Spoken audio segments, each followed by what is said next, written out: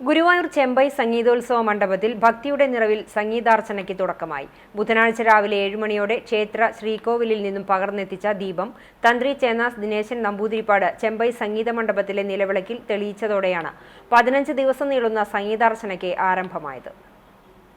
ആദ്യം ക്ഷേത്ര അടിയന്തര വിഭാഗത്തിലെ നാഗസ്വരം തവിൽ കലാകാരന്മാർ മംഗളവാദ്യം മുഴക്കി.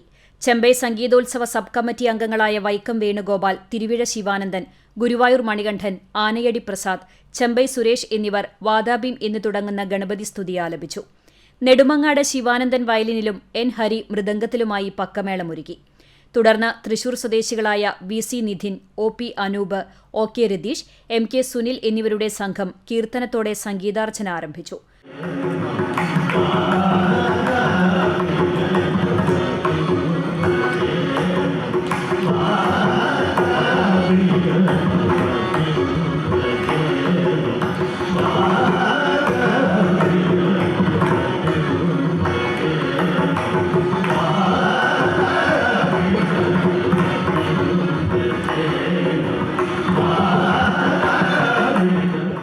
പ്രഗത്ഭരും തുടക്കക്കാരുമടക്കം 3000-ഓളം പേർ 15 ദിവസങ്ങളിലായി സംഗീതാർച്ചന നടത്തും.